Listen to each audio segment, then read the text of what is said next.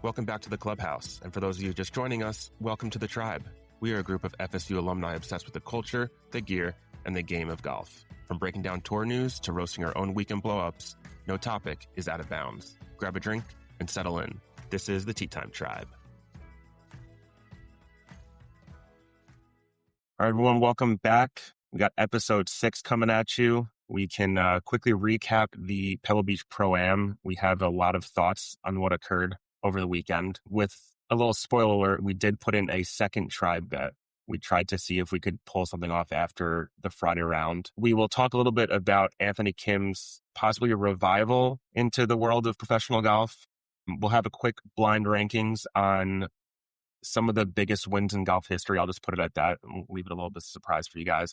And then we'll get to the second signature event of the year, which is the Genesis. Start us off, John. I know you have a lot of thoughts on what occurred over the weekend. Where do you want to begin? Let's begin with just the course as it itself. I'm reminding the listeners, next year, Pebble Beach in 27 is open. It's hosting the U.S. Open, right? Toughest test in golf. If they don't change anything at this course, it's going to be the race to 20 under is going to win in 27. 19 under won in 2019 when Gary Woodland won. It's not the mystique that it used to be. I don't know when it all went away, but they've got to change it, man. 18 should be a par 4. I don't understand how this is, still it's a cradle of golf. And yes, I understand the location is hard to beat. It's on the Pacific Ocean, one of the nicest plots of land on the planet. I get it. I get all that.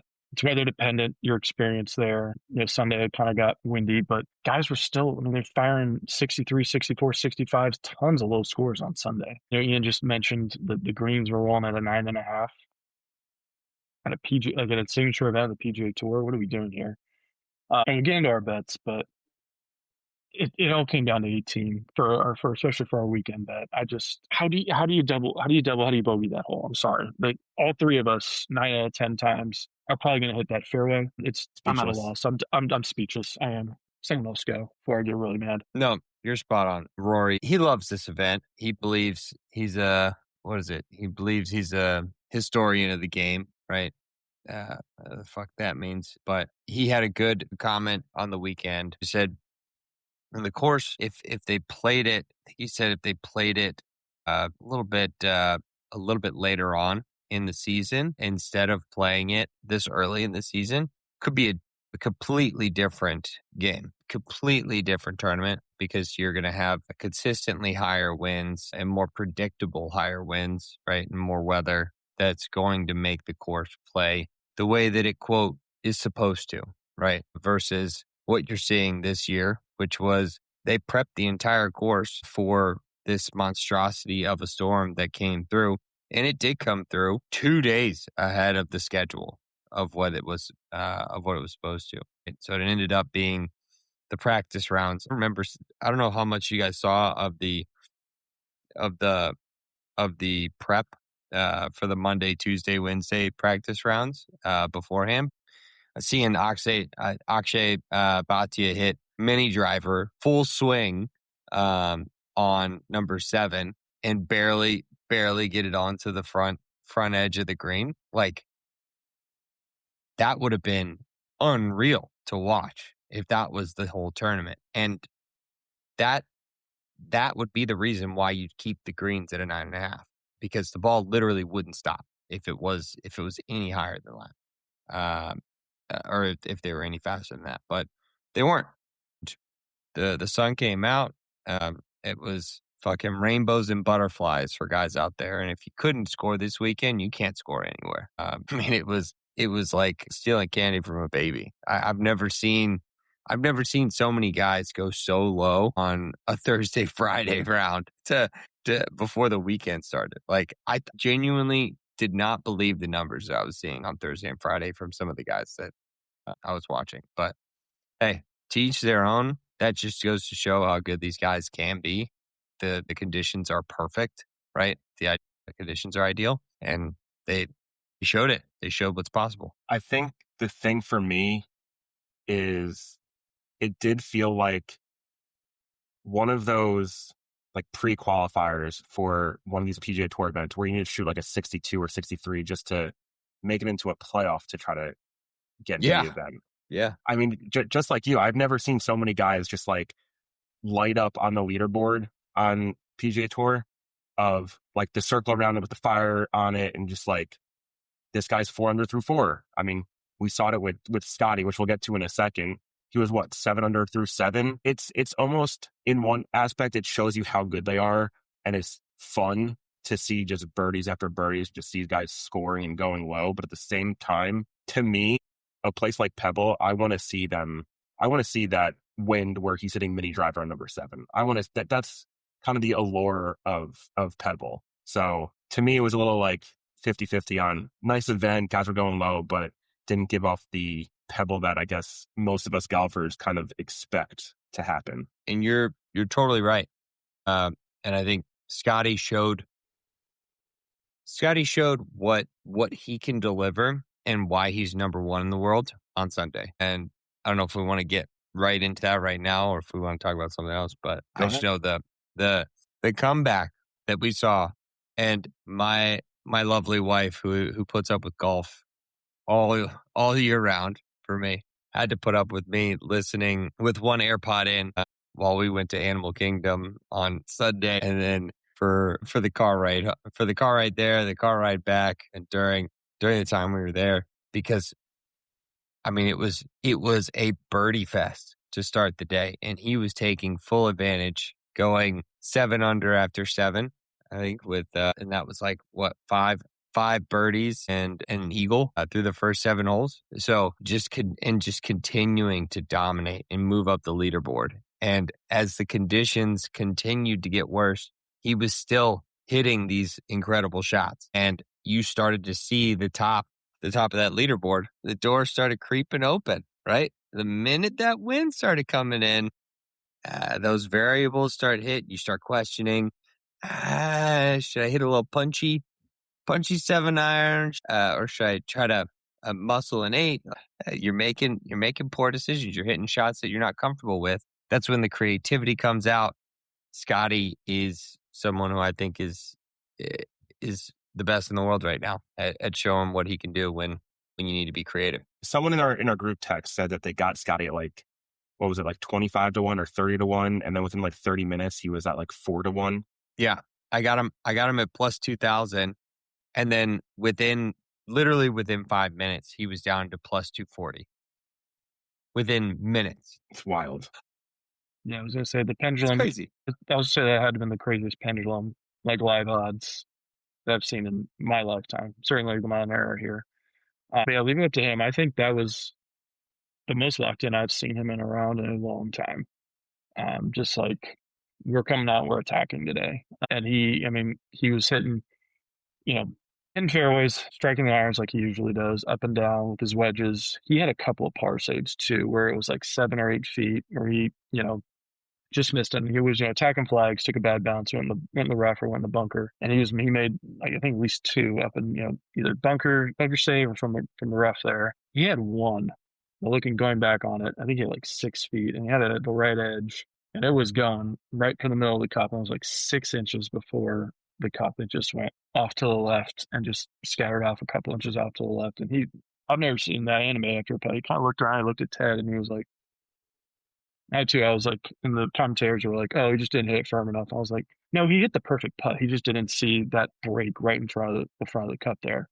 Which, like, looking back, that stroke, which again, he had a 63 on Sunday. That stroke could have gotten him in a playoff, or at least, made it more competitive towards the end there. But that was an insane final round. You can it's the closest thing, we say it all the time. It's the closest thing you're going to come to, hearing like a tiger roar or like a tiger come back. It's Scotty creeping up the leaderboard, and everyone, their butt cheeks get a little tighter because they know that he's locked in.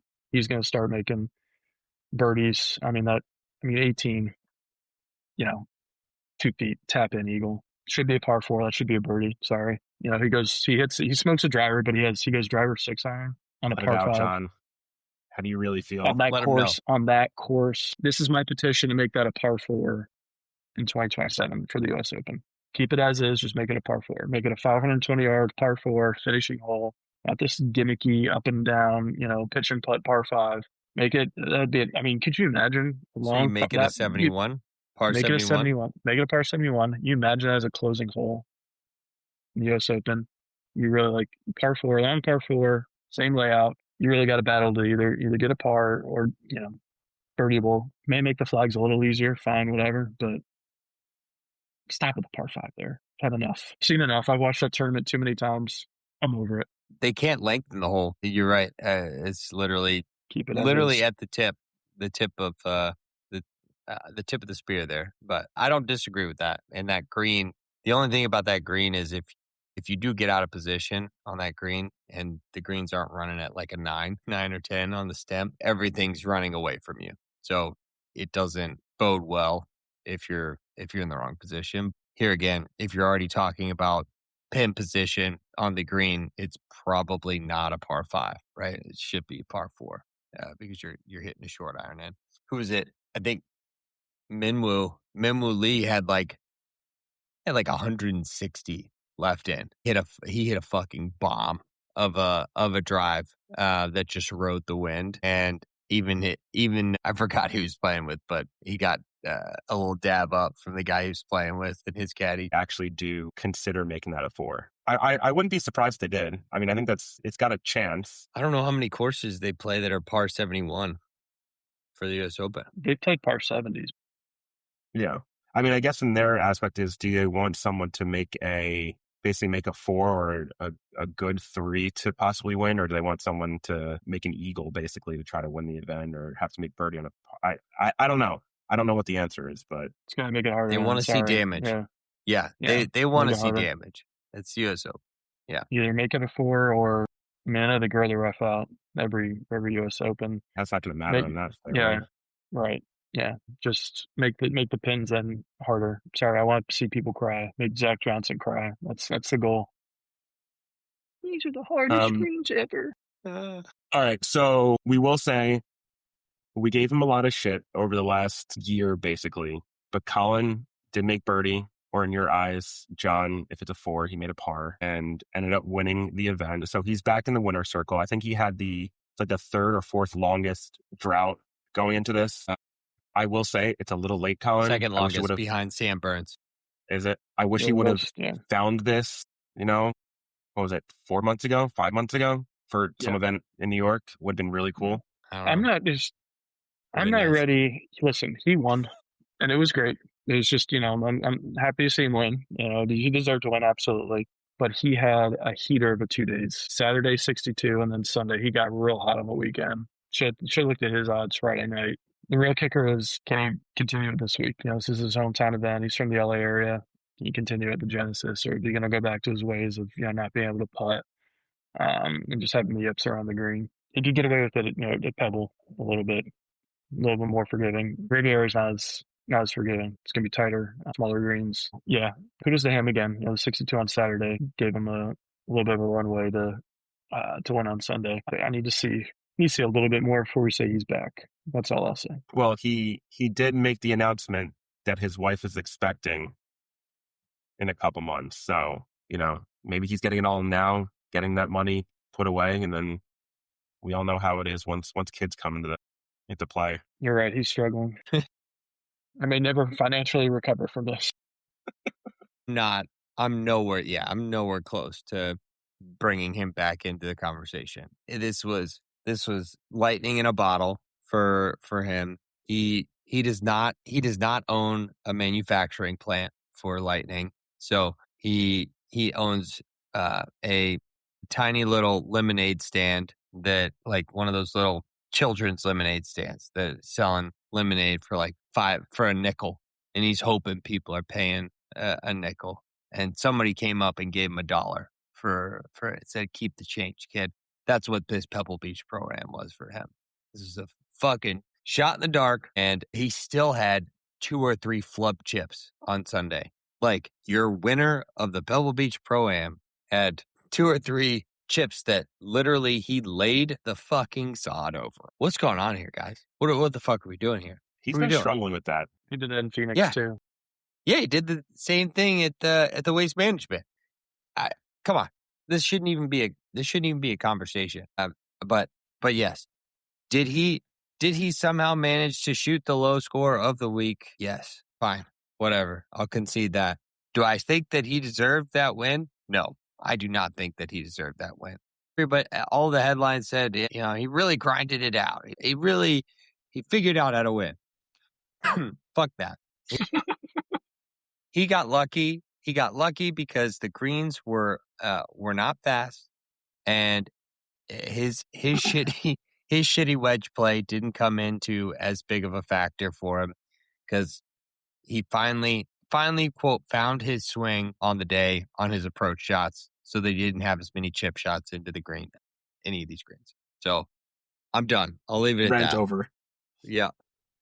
All right, so we'll wrap up Pebble. So we had our original try bet that we put out on our recording last week. We picked Ricky, Mav McNeely, and JJ Spawn. Ricky finished T19. Mav was up there for a little bit, dropped back to T29, and JJ Spawn never had a fucking chance. Just never had a chance. So in our group text Friday afternoon, we were scrolling some of the odds, and we decided, why not put together a top 20 of the weekend? See what we can do.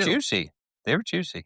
We picked Tony Finau, Jordan Spieth, and Captain O'Captain Keegan Bradley. Not my captain Now, anymore. when we put the bet in, Spieth and Bradley were both well within the top 20. And Tony was, I believe, 2 or 3 shots out of top 20. Bradley ended up bogeying 18. Spieth ended up doubling 18. Might as well bet And triple on my Tony, book. Tony somehow held on and finished in 18th. Talk about a bad fucking beat. A bad beat. I was a little wary. I thought Tony, he struggled a little bit. I wasn't sure if he would come into the top 20 there. But my God, like Saturday afternoon, Sunday morning, I thought we were golden. It Just just didn't can't have happen nice again. things. Can't have nice things, man. So, It's a killer. we're It's still a on the killer, look. man. Yeah, We're still looking for that first win. it's a killer. Such a killer. 18 is a killer. So many people. It shouldn't be, but it It was. should be. It was a should killer. be. For our bet, it was. Sure was. Your dreams went to die.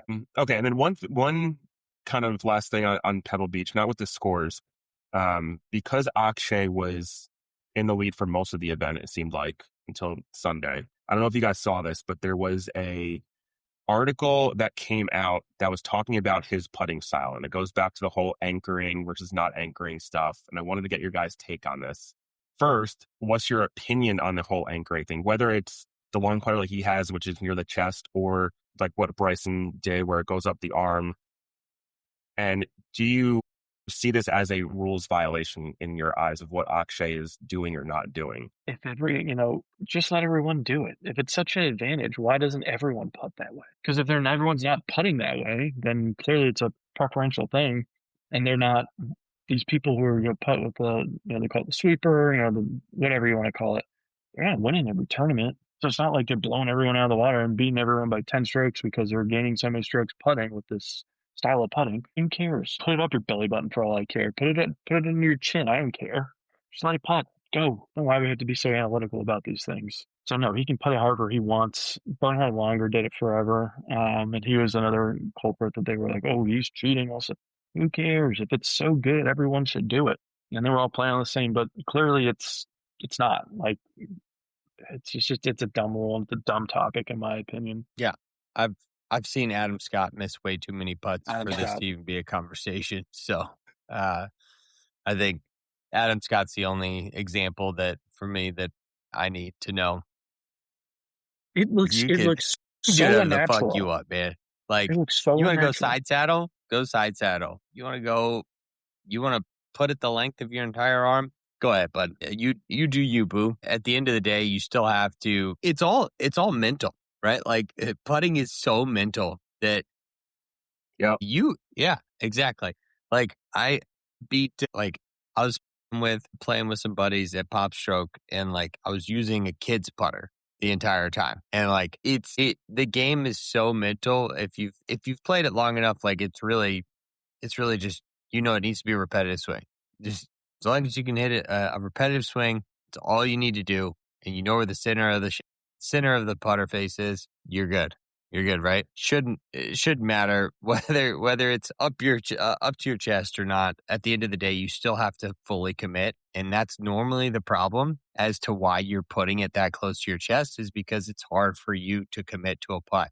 So that means you're still having some type of fucking mental issues. So like, Well said. hasn't won any major that I know of yet. So until he starts wiping the floors with people from a majors perspective, it's not even a conversation. When they came out with the ban or new rule or whatever you want to call it, like you guys kind of just said, I didn't understand it. I didn't. If anything, the putter going up the arm for me was probably more of an issue than putting to your chest. If you guys had tried it, putting that on your chest, just like you said, John, feels so unnatural. It's unnatural. I don't understand it because I feel like I have to move your whole body, and that's like one of the things they tell you not to do when you putt. And So then at the least arm with thing the too. Yeah, the arm lock, like Bryson Tiller, you're handcuffed. Yeah. Petting. Wait, Scotty Scheffler, Louisville, come on. Right. So, okay, glad we got that taken care of. It's all stupid. Let them do whatever the hell they want. They still have to make the putt. You want to bring out a fucking hockey stick like Happy Gilmore? Do that. Let them. I'd be in favor of that. I mean, people are putting with 3 woods. Do it. Who cares? Point of the game is get the ball in the hole. Doesn't matter. I think Odyssey made a putter like that recently for the Happy Gilmore too. Yeah, I should try that. Odyssey, if you're listening, send it our way. Eric needs all the help he can get. I sure fucking do. From 5 feet and in. Okay. Anyway, let's not talk about my putting yips. Moving on. Quick, I guess, story we can talk about. Anthony Kim made his, I don't even know what to call it, second, third, fourth triumphant return to golf. Probably in the biggest fashion, you could say, of shooting a final round 63 at the LIV tournament in Adelaide in Australia while playing with Jon Rahm and Bryson. It was cool to see, I have to say. As much as I hate LIV, I think people hear Anthony Kim and it just goes back to 2010s when he was there, and it just brings back those memories. So I looked, and since they're getting these official golf ranking points now, he jumped from 847 in the world, which I thought was high even for him for how long he's been out of the game, to 203. Crazy.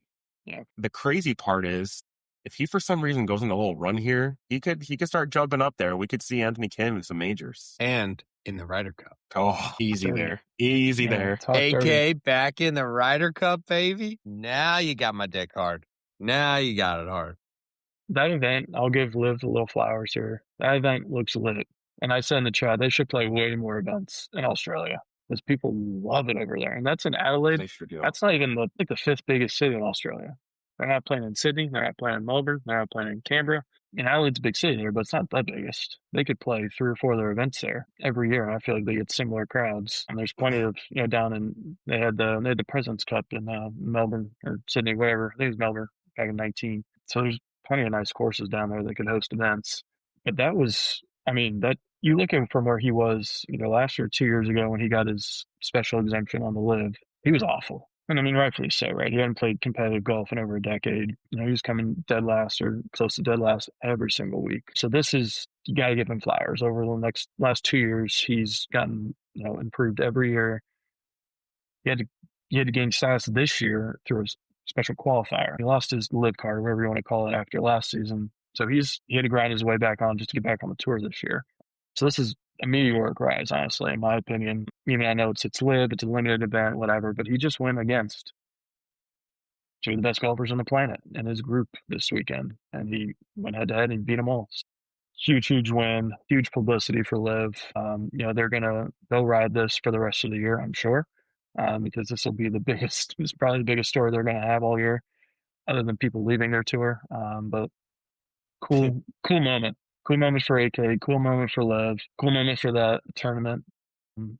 Yeah, good for them for this weekend at least. Yeah, it's a good point you bring up, John, about it being like the 4th or 5th largest location that they could have had some of these LIV events at, or even a golf tournament at, because the crowd that you saw on social media surrounding the final hole of that golf tournament, that, like, I'm getting goosebumps thinking about it.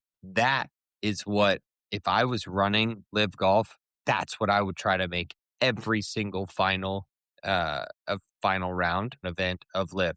That is how it should be. You bring everybody up close and personal. It should look like how Eastlake looked when Tiger was coming back in 2019, right? 2018. I was just looking it up. 2018, 2019. Yeah. I think Justin Rose won the FedEx, but Woods won the tournament, and like everybody was there to watch Woods finish to win, right? Like that's what they wanted to see. Because they were like, he's back. He's fucking back.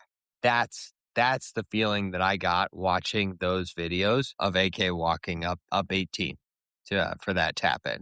Like just a swath, just seas of people standing with their phones, just like trying to get a glimpse of that. There's no history behind any of this right now. No history. And for that amount of people internationally to be watching something like that and be attending the event, I think they said it was close to like 114,000 people in attendance for that event.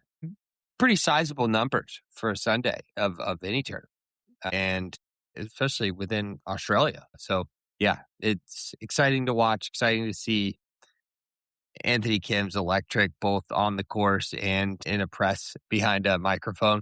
So congrats to him. Hats off to him. Just excited to see him back in the spotlight. I think, like, kind of to your guys' point of this couldn't have been a more perfect scenario for Liv right now. And John, I think you're right. They're going to ride this for a while. And I think part of the reason it was perfect, not only because he took down two of the best golfers on the planet right now, playing with them, but because of Australia and the PGA Tour doesn't go to Australia, like they won. Those Australian fans won golf there. And I know Cam Smith has been saying it a lot, like, we got to get over there. They love the sport. And it just goes to show you, like, again, to your point, Ian, them crowding 18 as they did, it's like a PR dream for them right now. And if his win would have came at a different location, if it was at one of these US stops, I don't know if it has as big of an impact. It's still Anthony Kim taking down two of the best golfers, and his backstory from a social media aspect and PR aspect, it's just icing on the cake for them at this point. Yeah. Cam Smith has been saying this for a while since, and yeah, he there's no question he left to get that bag. 100%. Hats off to him after winning the Open. I don't blame him. But that was his number one thing that he said. He wanted to bring more golf to his homeland. Hey, and we're seeing that won come the to event. His team won the event, which definitely got overshadowed by Anthony Kim, but his team still won the event. Yep. Don't forget. Yep. Don't leave out those details. And this, before we move on from this has got to be just incredibly gratifying for Anthony on a personal level, because he's been open about it. That guy saw some demons. He was away from golf. You can tell physically. I mean, he doesn't look like at all like the guy who was. I mean, he's absolutely aged 10 plus years, but he went through the ringer.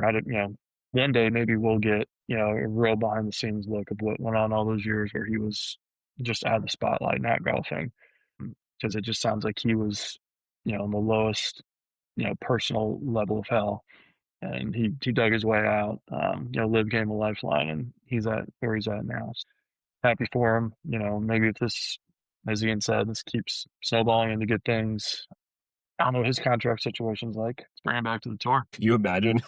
Wasn't there a social media post that was like, I saw that. Tour's going to come out with some new rule. It was like, so glad the tour just came out with the rule of, if you won in Australia in the past 2 weeks, here we go. You can come back to the PGA Tour.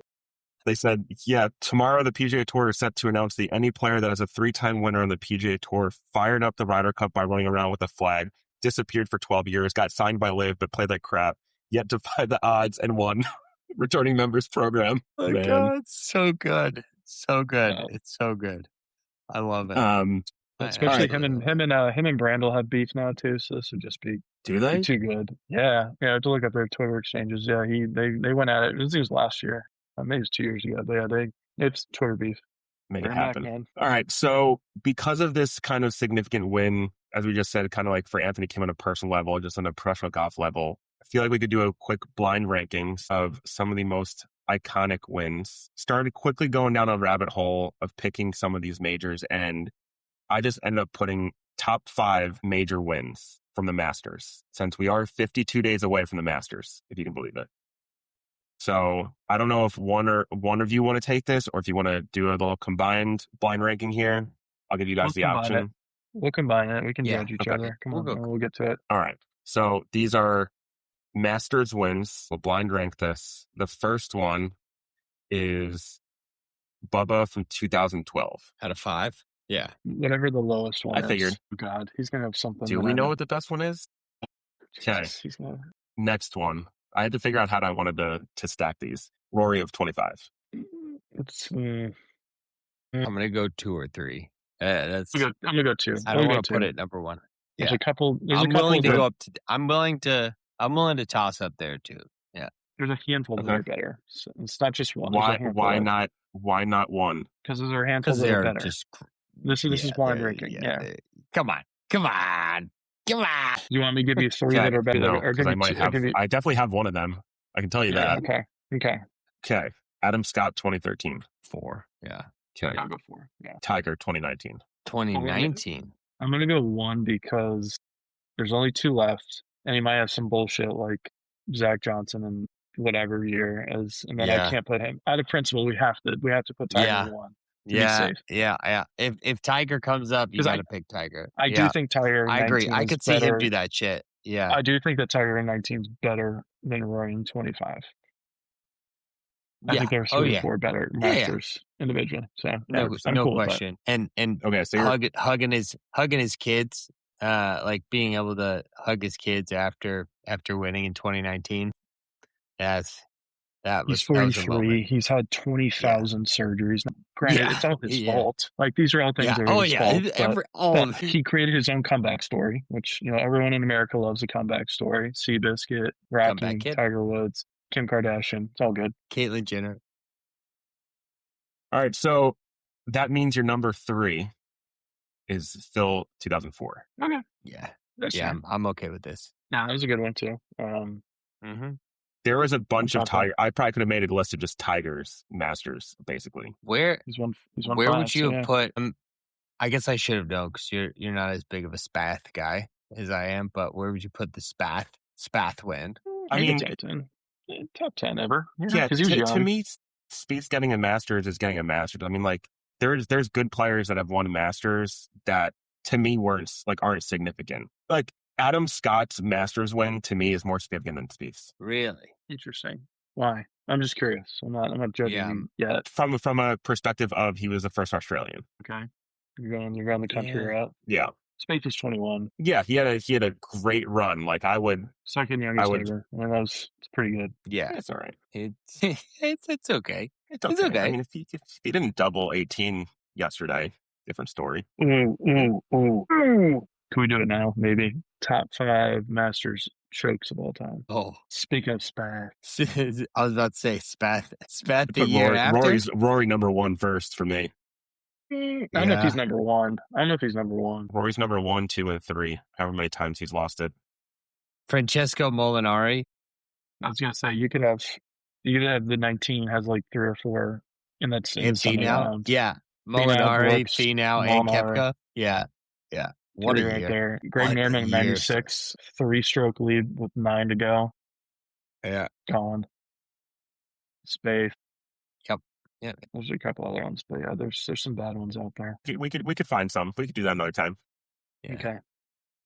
Okay. Rory, obviously. 100%. Yeah. All right. Well, this week we have a second signature event, Genesis Invitational at Riviera. I saw a social media post earlier today of those that got into the field again for a sponsor's exemption. And the 4 that I saw were Adam Scott, who we just talked about, Tony Finau, Tom Kim, and the interesting one to me was Max Homa. Past winner. Yeah, past winner.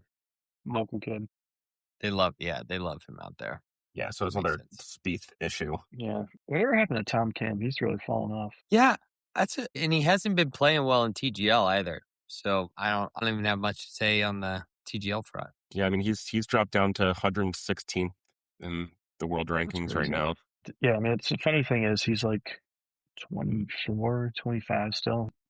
he turned pro at like 12, so he's just been a pro forever. So, we think that he's like all washed up. But I was like, he's still a kid. I mean, not quite ready to give up on him No. yet. But yeah, he's had a tough go of it the last year or two. Well, we got the unfortunately. President's Cup. We got the President's Cup coming up. He's always We do. he's been a force to be reckoned with in the President's Cup.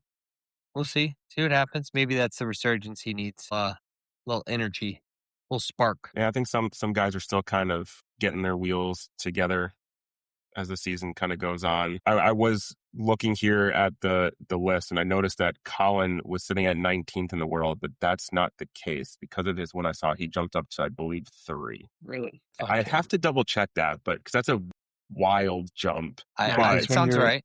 No, that but sounds right. knowing how, if you won, yeah, and again, knowing how big the distance is that Scotty is between him and Rory, it does make sense a little bit.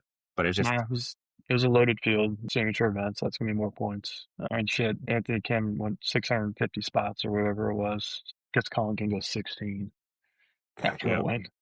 I got to pick this week. Just going off pure vibes. Got to pick this week. I didn't even have a chance to look at some of the odds yet. Who you got? Got a couple of people in mind, but this guy, he had a good year last year. No one really talked about him at all. He's British. Wears that funny Peaky Blinders hat. Harry Hall. You were a big Harry Hall fan last year. He was like top 10, top 20 on like every meaningful stat on the tour last year, and came close to winning. He had a bunch of top 10s. I don't know. Just a vibe. I don't know if he's even played yet this year, but he's qualified for the signature event. Why the hell not? I mean, we're 0 for 39 or whatever we're at. So and that's been with like a lot of data that backs up my logic, and we're not going to do that this week. We're just going to go off pure vibes. All right. Well, I got one. Picked him a lot last year. I think he's got an opportunity this year. He played well at the Pro Am. I love his action with the wedges. The putter let him down a little bit, but I think that was also because of how slow the greens were. Go Sam Burns, plus 122. Okay. All right. Had a good week. Yeah. Hot stick. All right. Cool. Don't do it. Pick someone. Don't do it. He's not in the field. That right? we've already Dunlap picked. in the field. He's Dunlap in the field. He's not in the field. Dunlap, unfortunately, is not in the field. Unfortunately, you say. Unfortunately, you say. I'm going between two guys here. Well, here we go. I'm going between Ricky because I'm still on. He's still going strong with these top 20s. Hey, the driver still gets a little wild for him, and you can't be doing that. Bad course to have a bad driver. It's a very bad course to not be a good driver of the golf ball. It's not that long, but it's narrow. Pebble has some. You can spray a little bit. As long as you're on the water, and the you can rough, spray a Pebble. And the rough is brutal. And the greens are this big. But I'm talking myself into taking Tony because of how he finished last week for us. I'm okay with that. He's had some good finishes there previously, and he's got the Jordan deal. He's kind of on a vibe wave right now. All right, he's not a great putter, but my backup pick, which I just said that he got a exemption, was Max Homa, and I'm very surprised that Homa has better odds to finish top 20 than Finau does. He's such a head case right now. What does Vegas know that we don't? Yeah, it's basically home course for Homa. Homa's not shown any real. I'm going to take this game seriously, and I'm going to start playing my ass off now. He can't be trusted right now. That's all I'm missing. Right.